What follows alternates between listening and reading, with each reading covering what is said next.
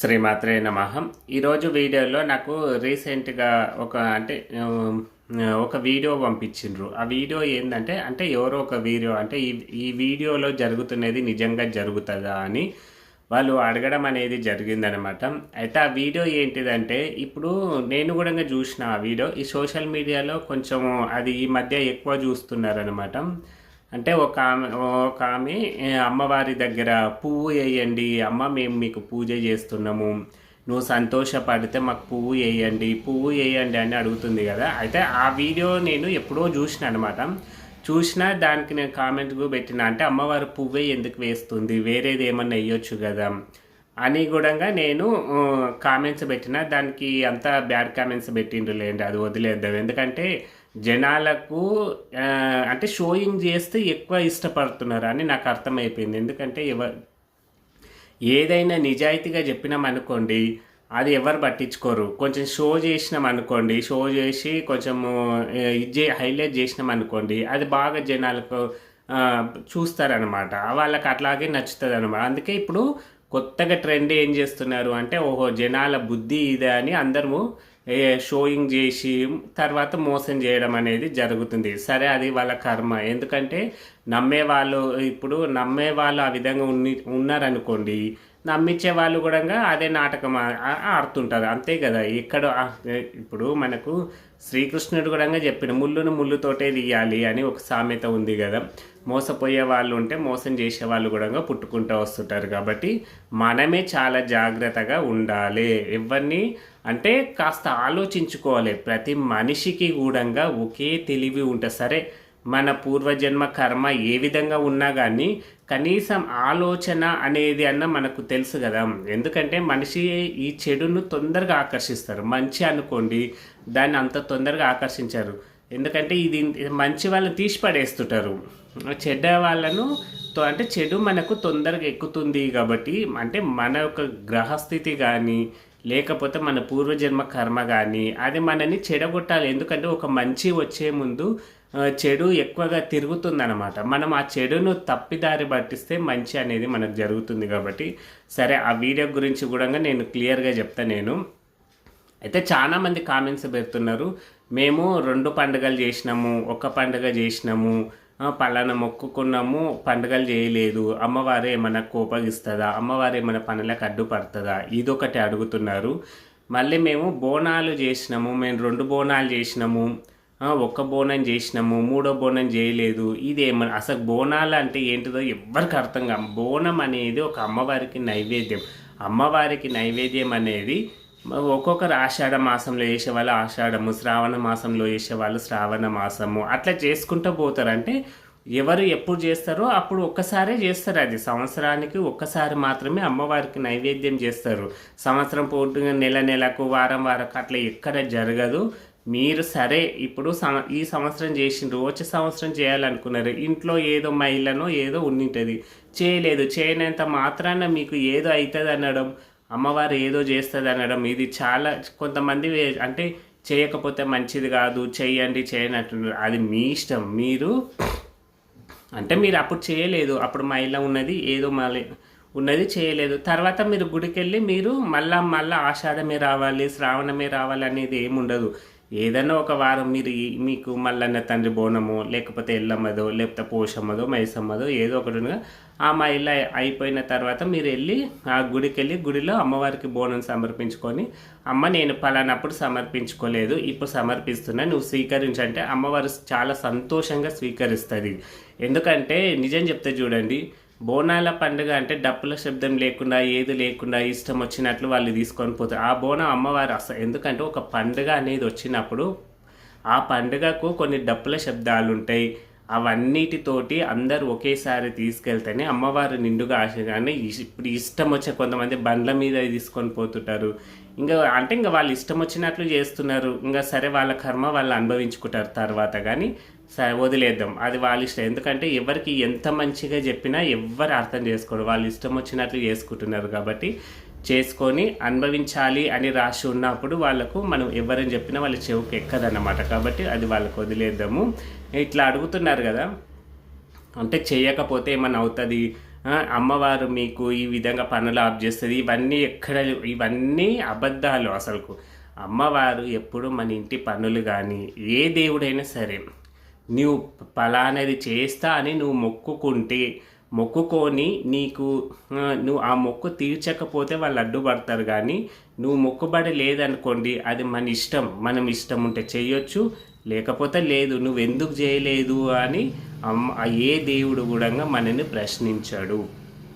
నీవు పలానా పని కోసము నాకు ఈ పని అయితే నేను పలానా చేస్తా అని మొక్కుకుంటాం కదా, మనము ముడిపో ఏదో ఒకటి కట్టుకుంటాం కదా. ఆ పని అయ్యింది. పని అయినప్పుడు నువ్వు ఖచ్చితంగా ఆ ముడుపు కానీ లేకపోతే నువ్వు ఏం మొక్కుకున్నావో అది ఎంబడే చేసేయాలి. పని అయిన ఆ వారం రోజులలోనే ఆ పని అనేది ముగించుకోవాలి. లేదు నువ్వు అట్లే పెండింగ్ పెడుతున్నావు అంటే మాత్రము మన పనులు ఆగిపోతాయి. అప్పుడు దానికి నేను ఒప్పుకుంటా, నేనే చెప్తున్నా కదా. ఎందుకంటే మనం మొక్కుకున్నాము, మన ముడుపు కట్టుకున్నాం కాబట్టి ఆ పని మనకు జరిగింది. జరగకపోతే వదిలేద్దాం. జరిగినాక కూడా నువ్వు నిదానం చేస్తున్నావు అంటే అది నీ బద్ధకము అని అర్థం, మన బద్ధకం అని అర్థము. సరే మీకు ఒకవేళ పని అయ్యింది, అందుకే ఇప్పుడు దాన్ని పెండింగ్ ఒక వారం రోజుల్లోనే నేను ఎందుకు చెప్పినా అంటే, దాన్ని పెండింగ్ వేసినాం అనుకోండి, ఇంట్లో ఎవరో ఒకరు చనిపోతారు, మళ్ళీ మీకు సెంటిమెంట్, మళ్ళీ సంవత్సరం వరకు పూజలు చేయకూడదా, ఇది మళ్ళీ కన్ఫ్యూజన్లు అవుతారు. కాబట్టి ఎంబడే మొక్కును వదిలేసినాం అనుకోండి, ఒక పని అయిపోతుంది. ఇంకా దాన్ని పెండింగ్లో పడము, ఇంకా ఏం చేయం. కాబట్టి నేను ముందే చెప్పినా, మొక్కుబడి పనులు ఉంటే దాది నువ్వు అప్పన్న చేసి ఎవరి దగ్గర అప్పన్న చేసి నువ్వు ఆ మొక్కుబడి మాత్రం క్లియర్ చేయ. కానీ ఈ మొక్కుబడి లేకున్నా కానీ మనం అప్పులు చేయకూడదు. మొక్కుబడి లేదనుకోండి, మనం అప్పులు చేయకూడదు, పూజలు చేయకూడదు. పెద్ద పెద్ద పూజలు అనేది ఏవి చేయకూడదు. ఒక పువ్వు, 2 అగరబత్తులు, ఇష్టం ఉంటే ఒక టెంకాయ, లేకపోతే ఒక బెల్లం ముక్క, అంతకుమించి దేవుడు ఇంకా నిన్నేమి కోరడు. కాబట్టి మనము ఇంకా పెద్ద పండుగ లేదు. మొక్కుబడి ఉండి నీకు అయ్యిందంటే ఆ పని వారం రోజులలో నువ్వు ఎవరి దగ్గరనైనా డబ్బులు తీసుకొని దాన్ని ముగించుకొని తర్వాత నువ్వు అప్పు తీర్చుకోవాలి. ఎందుకంటే అది ఒక పని అయిపోయింది ఉంటుంది కాబట్టి. మళ్ళీ ఈ మహిళలు రావడము ఇట్లే మళ్ళీ ఇంకా ఏమైనా జరిగినాయి అనుకోండి, ఒకసారి పెండింగ్ పడ్డదంటే ఇంకా అది పెండింగ్లోనే పోతుంటుంది. అప్పుడు మనకు సంసారాలు అనేది చిల్లర వందరం అయిపోతాయి. కాబట్టి ఇలాంటి మొక్కుబడులు ఉంటే ఎంబడే తీయడానికి ట్రై చేయండి అందరూ. అయితే ఈరోజు ఈ పువ్వు విషయం మాట్లాడదాం. అయితే ఈ పువ్వు నిజంగా మీరు ఒక విషయం బాగా గమనించుకోండి. సరే, ఈ వీడియోకు ఈ మాటలు విని చాలామంది బ్యాడ్ కామెంట్స్కు పెట్టుకోండి, అది మీ కర్మ, నేను ఏం చేయలేదు. ఎందుకంటే ఇప్పుడు కొన్ని మతస్థులు, ఇప్పుడు అంటే ఈ క్రిస్టియన్స్లో కూడా కొంతమంది పాస్టర్లు ఉన్నారు కదా. ఇక్కడ నేను కులం వాడినందుకు ఎవరేమనుకోవద్దు. ఎందుకంటే నీకు కులంతో సంబంధం ఉండదు, మతాలతోటి నాకు సంబంధం ఉండదు. ఎందుకంటే మేము అమ్మవారిని నమ్మేవాళ్ళు ఒక అమ్మవారికి ఒక కన్ను సూర్యుడు, ఒక కన్ను చంద్రుడు అని మేము భావిస్తాం. ఎవరైనా సరే దేవుడిని ఎవరైతే పూర్తిగా నమ్ముతారో, దేవుడి మీద విశ్వాసం ఉంటారో, మనకు ఒక కన్ను చంద్రుడు, ఒక కన్ను సూర్యుడు అని మనం ఎన్నో పాటలు పాడుకుంటాము, మనకు ఎన్నో శాస్త్రాలు చెప్తున్నాయి. కాబట్టి సూర్య చంద్రుడు ప్రపంచం మొత్తము అంటే ప్రపంచం మొత్తం వెలుతురిస్తున్నారా లేదా అంటే అక్కడ అమ్మవారు ఉందా లేదా, అంతే కదా. ఒక కన్ను సూర్యుడు అయినప్పుడు సూర్యుడు ఇక్కడ ఉదయించి సాయంత్రం ఇంకొక సైడు ఉదయిస్తున్నాడు కదా, అక్కడ అస్తమించి ఇక్కడ ఉదయిస్తున్నాడు. అంటే మొత్తము ఈ భూగోళం మొత్తము అమ్మవారి యొక్క కన్ననే భావిస్తాం. అక్కడ మనము అన్ని మతాలు ఒకటి, అన్ని కులాలు ఒకటి అని మనం భావించుకో. అయితే సరే, నీ మతం మీద అని పేరు పెట్టి అది అన్నప్పుడు వాళ్ళ మీద మనం తిరగబడాలి. కానీ వాళ్ళు మంచిగా ఉంటే, మనం మంచిగా ఉంటే దాన్ని అలాగనే సాగనీయాలి. మనం అలా గెలుకొని ఆ పనులు చేయకూడదు. వాళ్ళు వ్యతిరేకంగా మనకున్నారంటే ఖచ్చితంగా మనము వ్యతిరేకంగా పోవాల్సిందే. ఎందుకంటే మనకు సాంప్రదాయాలు కూడా, దేవుడు కూడా కొన్ని మతాలను విడదీస్తే వాళ్ళ జీవన విధానము సాఫీగా ఉంటుందని, అంతే. ఇప్పుడు ఒక కంపెనీ పెట్టాలి అంటే ఆ కంపెనీలో కొన్ని బ్రాంచెస్ ఉంటాయి. ఆ కంపెనీలో సీఎం వీళ్ళందరూ ఉంటారు, మేనేజరు, సూపర్వైజరు, హెల్పర్లు, వీళ్ళందరూ ఏ విధంగా అయితే ఉంటారో ఈ భూగోళంలో కూడా అమ్మవారు అనేది ఒకరి మేనేజరు. ఇట్లా అంటే కొన్ని శాఖలు, ఈ శాఖలు అనేదే మనకు ఇక్కడ మతాలు కానీ కులాలు కానీ ఇవన్నీ వచ్చి, అంటే ఇవన్నీ పెడితే ఎవరి పనులు వాళ్ళు చేసుకొని సంతోషంగా ఉంటారు. లేదనుకోండి, ఇప్పుడు చూడండి, ఈ మనము జాతకాలు బ్రాహ్మణ్స్ మాత్రమే చెప్పాలి, అంటే బాపన్న అయ్యగారులే చెప్పాలి. ఇప్పుడు చూడండి అందరు చెప్పేస్తున్నారు, అంటే ఎవరు ఏదనేది తెలియదు అన్నమాట. ఇట్లా గందరగోళం అయిపోతుంది. ఇప్పుడు మేము చెప్పే మాటలు ఇప్పుడు అయ్యగారులు మాత్రమే చెప్పాలి, మేము చెప్పకూడదు. కానీ ఏమవుతుంది, ఇప్పుడు మేము కూడా చెప్పే అంటే అందరూ దైవానికి దగ్గర అవుతున్నారు కాబట్టి అందరూ మంచి మాటలు అనేది చెప్తున్నారు కాబట్టి ఈ అంటే ఈ వాళ్ళ చూడం వాళ్ళని నమ్మాలా, మమ్మల్ని నమ్మాలా, ఇంకా మా గురువులను నమ్మాలా, లేకపోతే ఈ సన్యాసులను నమ్మాలా, సన్యాసం తీసుకున్న వాళ్ళన ఈ అఘోరీలు నమ్మాలన్నా, ఎవరిని నమ్మాలో కూడా తెలియకుండా అయిపోతుంది అన్నమాట. అంటే అంత గందరగోళంగా ఉంటుందని అమ్మవారు, దేవుడు అనేవాడు కొన్ని అంటే కొన్ని మతాలను సృష్టించుండ్రు. కొన్ని అంటే పలానా మతానికి ఇప్పుడు మన ఇండియాలో తెలుగు అంతే కదా, అంటే మనకు ఇప్పుడు తెలంగాణ ఉంది, తెలంగాణలో తెలుగు, ఆంధ్ర కోత కొంచెం వ్యాసగా మాట్లాడతారు, అక్కడ తెలుగు, ఈ తెలుగు ప్రాంతాలు అంటే ఇట్లా కొన్ని అంటే కొన్ని దేశాలను కొన్ని మతాలకు కొన్ని దేశాలు అనేటివి ఉన్నాయి. వాళ్ళు సరే ఇంకా అక్కడ వాళ్ళు అంటే మన మతము హిందూ మతం కాబట్టి మనము హిందూయిజాన్ని ఎక్కువగా ఆరాధిస్తుంటాం కాబట్టి వాళ్ళు వేరే వాళ్ళు ఉన్నారు కాబట్టి సరే వాళ్ళ దేవుళ్ళని వాళ్ళు పూజించుకోవాలి. అంతేగాని ఈ ఈ కయ్యాలు పెట్టుకున్నారు అనుకోండి, మనం గుణంగా అప్పుడు ఏం చేయాలి, వాళ్ళు తప్పదు ఇంకా. ఎందుకంటే ఒకటి చెంప మీద కొట్టిననుకో మన తప్పు లేనప్పుడు మనం కొట్టాల్సి వస్తుంది. కాబట్టి ఇట్లా అయితే నేను ఈ మతం వాడుతున్నందుకు తప్పుగా అనుకోకండి. ఇప్పుడు పాస్టర్లు చూడండి, కొన్ని కడుపులో నుంచి కత్తులు వచ్చినాయి, రాళ్ళు వచ్చినాయి అంటారు.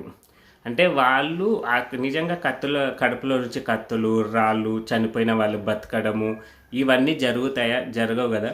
వాళ్ళేమో బహిరంగంగా ప్రచారం చేస్తున్నారు. సరే వాళ్ళు అది నిరూపణ చేస్తారా చేయరా అనేది అది కూర్చుంటే తెలుస్తుంది. అయితే ఇక్కడ ఈ పువ్వు అనేది అయితే మన ఇంట్లో చూడండి, ఎప్పుడన్నా మంగళవారము శుక్రవారము పూలు బాగా దొరికినాయి అనుకోండి, కుల్లా పూలు బాగా దొరికితే ఏం చేస్తాం, మనము అమ్మవారికి అర్చన చేస్తుంటాం కదా. అంటే ఒక్కొక్క పువ్వు తీసి ఒక్కొక్క మంత్రంతో అమ్మవారి దగ్గర పెడుతుంటాం, చెట్టు నుంచి తెంపి పెడుతుంటాం. అయితే చెట్టు మీద పువ్వు ఉన్నప్పుడు చాలా ఫ్రెష్గా ఉంటుంది. దాన్ని తెంపినాక ఒక గంట వరకు ఆ పువ్వు అంటే చాలా ఫ్రెష్గా ఉంటుంది. తర్వాత అది మన ఫ్యాన్ గాలికి ఇట్లా పెట్టి కొంచెం తడి ఉన్న ప్లేస్లో ఉంటేనే గంట సేపు అది ఏమవుతుంది, మళ్ళీ పువ్వు చెట్టు మీద ఉన్నట్టే నిగనిగా ఉంటుంది. లేదు మన ఫ్యాన్ గాలికి కాదు, నీరు ప్రాంతం, ఇప్పుడు ఎండాకాలం చూడండి పూలు తెంపినప్పుడే తొందరగా ఎందుకంటే వేడి ఎక్కువ ఉంటుంది. వేడి ఎక్కువ ఉన్నప్పుడు ఏమైతే పువ్వు తొందరగా అది అంటే నిర్జీవం అయిపోతుంటుంది, చనిపోతుంటుంది పువ్వు కదా. అదే ఇప్పుడు ఆ దేవుడి దగ్గర పెట్టినప్పుడు అన్ని అర్చన పూలు చేస్తుంటాం కదా, పూలను మీరు బాగా చూడండి, అక్కడ దీపాల వేడి తగులుతుంటుంది కదా.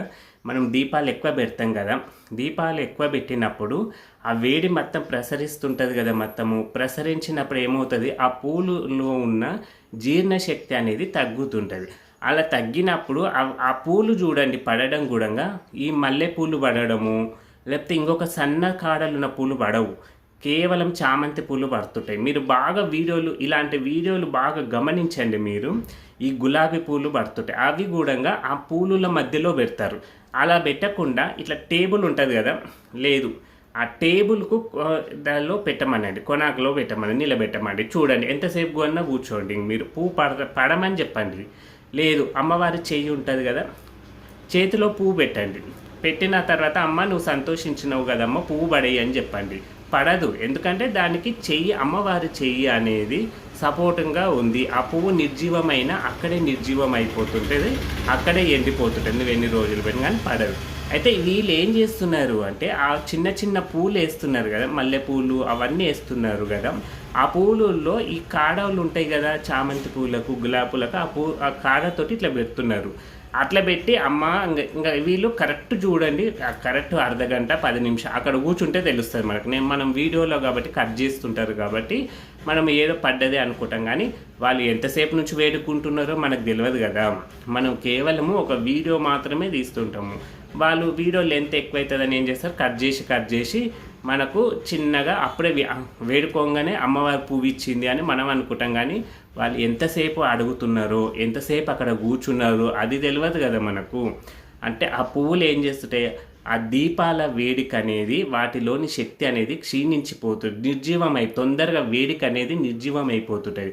10 నిమిషాలు మనం స్టవ్ ముందర కూర్చున్నాం అనుకోండి, సెగ కొట్టదా మనకు, ఆ పూల శక్తి ఎంత ఉంటుంది, అలా అయినప్పుడు ఏం చేస్తే ఆ మల్లెపూలు అనేది కిందికి జారుతూ ఉంటుంటాయి, ఆ సన్న కాడ ఉన్న పూలు.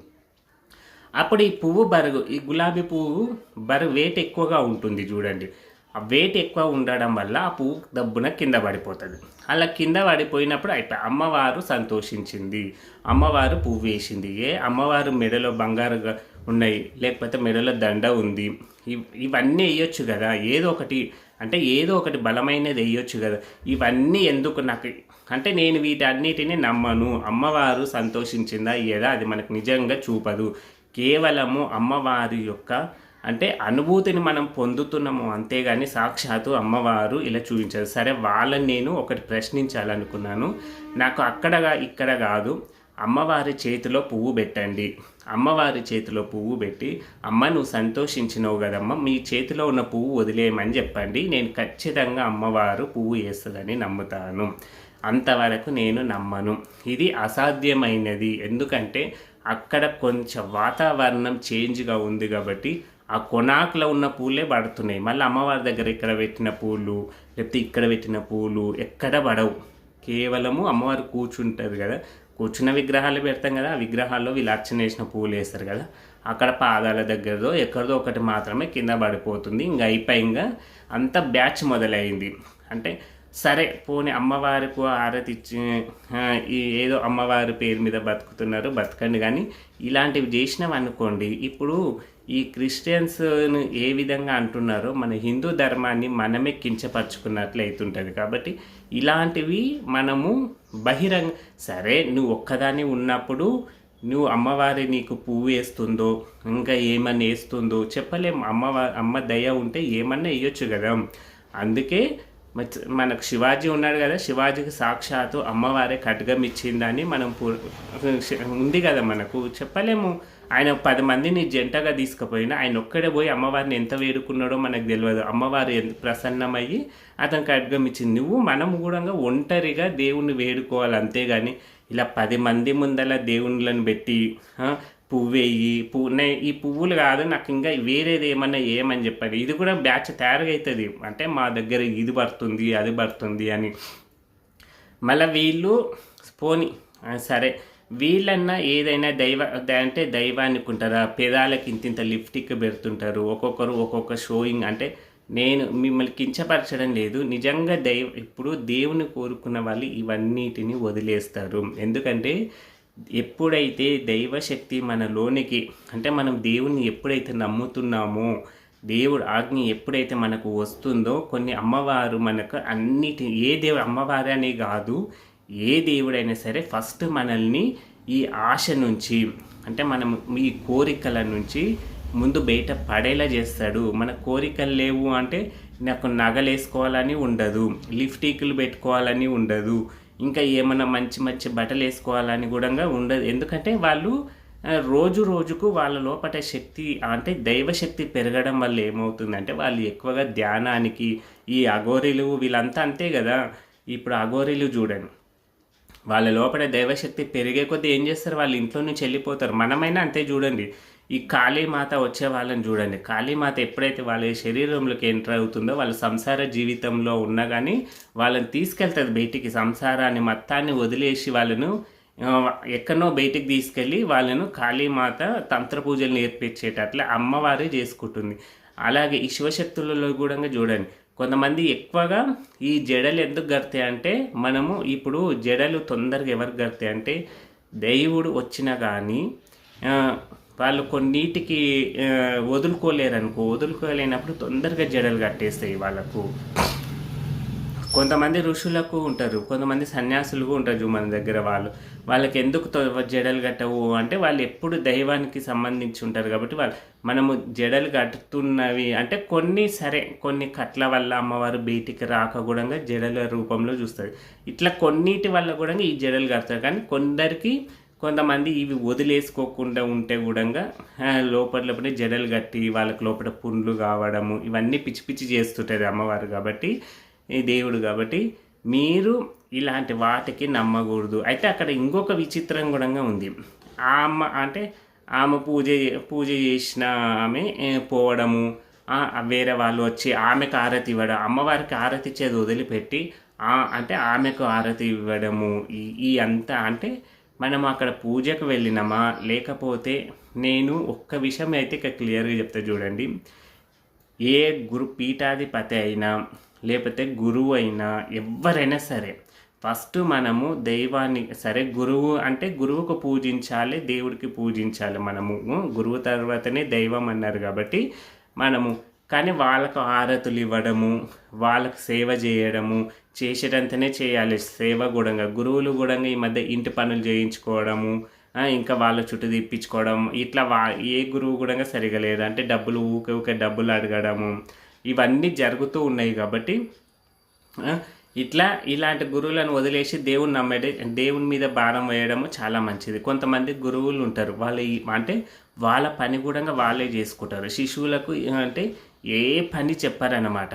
వాళ్ళు ఒక కట్టె పుల్ల తీయాలన్నా ఎంత దూరం ఉన్నా వాళ్ళంతకు వాళ్ళే స్వయంగా వెళ్ళి ఆ కట్టె పుల్ల తీసుకొని వచ్చే వాళ్ళు కూడా నేను కూడా చూసిన ఇలాంటి గురువులను. అంటే వాళ్ళు వాళ్ళ శిశువులకు ఒక విద్య నేర్పియాలి అనే ఉంటారు, కానీ నా పనులు చేయించుకోవాలి, వాళ్ళ నుంచి నేను ఆశ్రయించుకోవాలి, ఏమైనా చేసుకోవాలి అనేది వాళ్ళు వదిలేసుకుంటారు. అన్నీ వదిలేసుకున్న వాడే గురువు అవుతాడు. ఇవాళ ఏమి వదిలేసుకోకుండా అన్నీ కావాలి, నేను బిల్డింగ్లు కట్టాలి, నేను పెద్ద పెద్ద గుడులు కట్టాలి అని ఇంకా అన్నీ వదిలేసుకున్న వాళ్ళ అంటే గురువుకు ఏమీ ఆశ అనేది ఉండదు కాబట్టి అన్నీ వదిలేసుకుంటాడు. కాబట్టి అతన్ని వద్ద మనం కూడా పోయినా మనము మంచి విద్యను నేర్చుకుంటాము అన్నమాట. అలాంటి మంచి పనులు చూసినప్పుడు ఏమవుతుంది, ఆ శిశువు కూడా ఓహో మన పని మనం చేసుకోవాలి.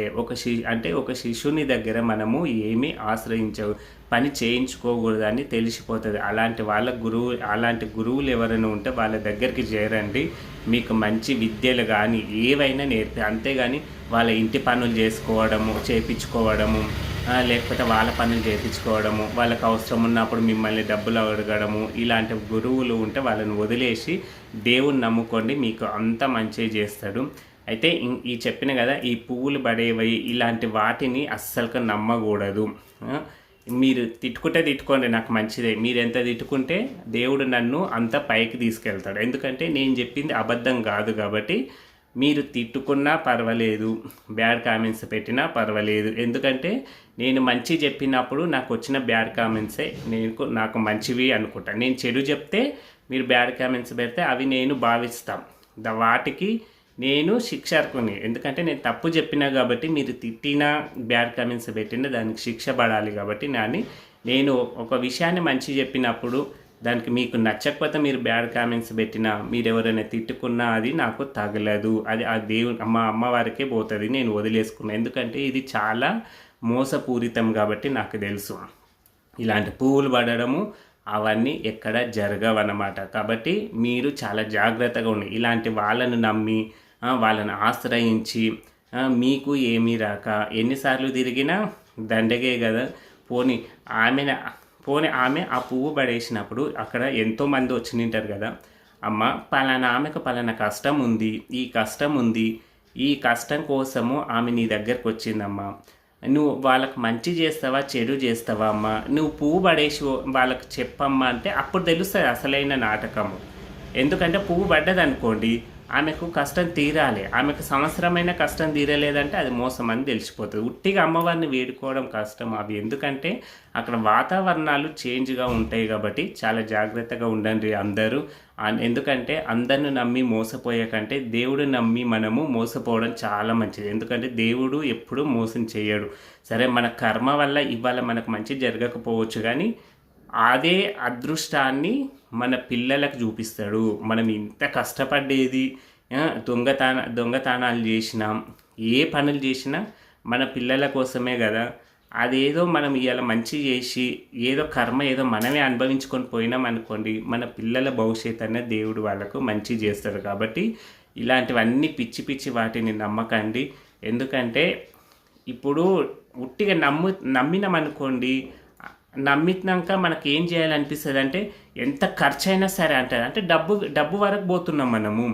డబ్బులు ఇప్పుడున్న సమాజంలో ₹1 సంపాదించాలని ఏ గుడి దగ్గర కూర్చొని అమ్మ అన్న ₹1 ఎవరు వేయరు. కాబట్టి ₹1 సంపాదించాలన్నా మనము చాలా కష్టపడాలి. కాబట్టి మనము ఇంకా సరే అక్రమంగా సంపాదించాలి, ఒకరిని మోసం చేసి సంపాదించాలంటే దానికి కానీ న్యాయంగా సంపాదించాలి అంటే మాత్రము మనము చాలా కష్టపడాలి. డబ్బులు ఒకసారి పోయినాయి అంటే తిరిగి రావడం చాలా కష్టం. కాబట్టి మీరు చాలా జాగ్రత్తగా ఉండి అడుగులు ముందుకేసుకోండి.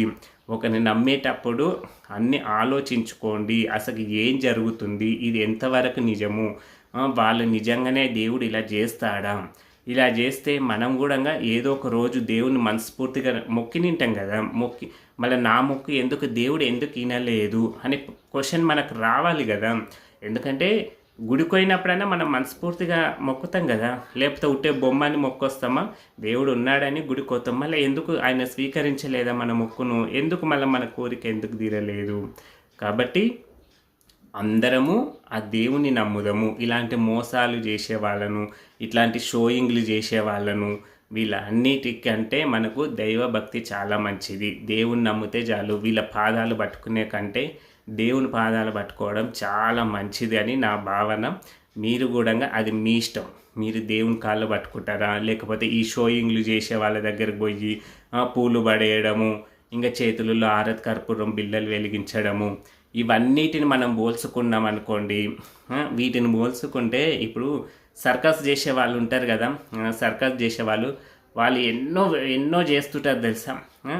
వాళ్ళ కింద మనము అంటే చాలా తక్కువ చేస్తాం. ఇంకా వాళ్ళు ఎన్నో విద్యలు చేస్తారు. ఈ సర్కస్లు చేసేవాళ్ళు వాళ్ళని చూస్తే మనకు అర్థమైపోతుంటుంది అంటే ఎంత షోయింగ్ జరుగుతున్నాయని. అంటే కొన్నిటికి కొన్ని ఉంటాయన్నమాట. వాళ్ళు ఎప్పటి నుంచో చిన్న చిన్న పిల్లలతోటి చేయిస్తుంటారు, అనేక విద్యలు చేయిస్తుంటారు. మళ్ళీ వాళ్ళకి ఏం కాదా చెప్పండి. అంటే వాళ్ళు కొన్ని విద్యలు నేర్చుకుంటారు కాబట్టి ఇది కూడా అంతే. ఇక్కడ కూడా మోసం చేయాలంటే కొన్ని నేర్చుకుంటారు కాబట్టి వీళ్ళు మనకు చూపిస్తున్నారు. అంటే ఇలాంటి మనము 10 మందికి చూపించినాం అనుకోండి, ఆ ఫలితం అక్కడే పోతుంది. ఎందుకంటే దేవుడు మనని 10 మందికి తెలవాలి అంటే అది చాప కింద నీళ్ళు ఏ విధంగా వస్తాయో ఆ విధంగా మనల్ని మన గొప్ప స్థాయికి తీసుకెళ్తుంటాడు. లేదు అనుకోండి, మనం ఈ షోయింగ్ పడి ఇవన్నీ వీడియోలు పెట్టి వీళ్ళకు చూపించినాం అనుకోండి, ఆ ఫలితం ఎందుకంటే 10 మందికి తెలిసిపోయింది, అక్కడే తెలిసిపోయింది కాబట్టి దాని ఫలితం అక్కడే వచ్చేసింది. మళ్ళీ మరుసటి రోజు నుంచి మళ్ళీ మన కర్మ. అదే మనము ఎవరికి చూపించకుండా మన పూజా మందిరంలోనే మన ఇంట్లోనే మనము రోజు దేవునికి దండం పెట్టుకొని దేవుని భారం వేసుకుంటే మన మంచితనము 10 మందికి ఏ విధంగా తెలవాలో, ఒక చాప కింద నీరు ఏ విధంగా వస్తుందో ఆ విధంగా పోతూనే ఉంటుంది. అంత మనకు తెలియదు.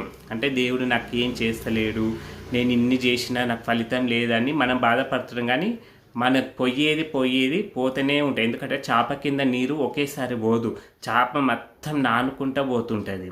అందుకే ఎందుకంటే చాప మొత్తము పూర్తి నానే వరకు మనకు తెలియదు. కాబట్టి మన దేవుడు కూడా మనల్ని ఆ విధంగా తీసుకెళ్తుంటాడు. కాబట్టి సరే లేట్ అయి కావచ్చు, అంటే కొంచెం లేట్ కావచ్చు, కానీ ఏదో ఒక రోజు మనము గొప్ప స్థాయిలో ఉంటాం. ఇట్లా షోయింగ్ పడ్డాం అనుకోండి, ఆ ఫలితం అక్కడే పోతుంది. ఎందుకంటే అక్కడే 10 మందికి మనము చూపించినాము చేసినాం. కాబట్టి ఇంకొక విషయం, మనం ఇంట్లో దేవుడి ఫోటోలు పూజ చేసినవి అవన్నీ ఎప్పుడు మనం వీడియోలో కానీ ఫోటోలో కానీ తీయకూడదు. ఎందుకంటే ఆ ఫలితం అప్పుడే మనము అనుభవించేసినాము. అంటే అక్కడే ఆ ఫలితం మనకు వచ్చేసినట్లే. ఇంకా నువ్వు ఏ మొక్కినవో ఏ మొక్కలేదో అది నీ ఇష్టం. అంటే ఆ ఫలితాన్ని మనం ఒక వీడియో రూపంలో పెట్టుకొని లేదా ఒక ఫోటో రూపంలో పెట్టుకున్నాము అంటే ఆ ఫలితాన్ని మనము అనుభవించేసినటము. అది నీ ఇష్టం, అది మంచో చెడో, కానీ నీకైతే ఫలితం అయితే వచ్చేస్తుంది. కాబట్టి అట్లా ఎప్పుడు ఫోటోలు మన పూజా మందిరాలను నేను ఈరోజు ఇంత మంచి పూజ చేసిన మళ్ళీ రేపు ఎవరు చేయాలి, రేపు చేయాలి కదా నువ్వు. రేపు మనకు జ్వరం వస్తుంది, లేదా మనం ఎక్కడో పోతాము, మళ్ళీ ఎవరు చేయాలి, నువ్వు ప్రచారం చేసావు కదా ఫోటోలు చేసి. నువ్వు 10 మందికి వీడియోలో నేను రోజు ఈ విధంగా అంటే రోజు ఈ విధంగానే నేను పూజ చేస్తానని నువ్వు చెప్పినావా లేదా? చెప్పినాం కదా నోటి నుంచి. మా ఇంట్లో నేను రోజు ఈ విధంగా పూజ చేస్తా అన్నావు అంటే రోజు అని పలికినాం కదా. అంటే నీకు ఏ రోగం వచ్చినా నువ్వు ఏం చేసినా నువ్వు రోజు అదే విధంగా చేయాలి. ఒక్కరోజు చేయలేదంటే దేవుడి శిక్ష అనేది ఖచ్చితంగా వేస్తాడు. అందుకే మనము చాలా జాగ్రత్తగా ఉండాలి. అందుకే ప్రచారాలు చేసుకోకూడదు. చాలా అంటే మంచి విషయాలు ప్రచారాలు చేసుకోవాలి గానీ, ఇట్లా లేనిపోనివన్నీ మనం సృష్టించుకొని ప్రచారం చేసుకుంటే ఖచ్చితంగా ఏదో ఒక రోజు చాలా దెబ్బ మీద పడతది కాబట్టి చాలా జాగ్రత్తగా అందరూ ఆ పార్వతీ పరమేశ్వర్ల అనుగ్రహంతో అందరూ సంతోషంగా ఉండాలని కోరుకుంటున్నాను. జై శ్రీరామ్.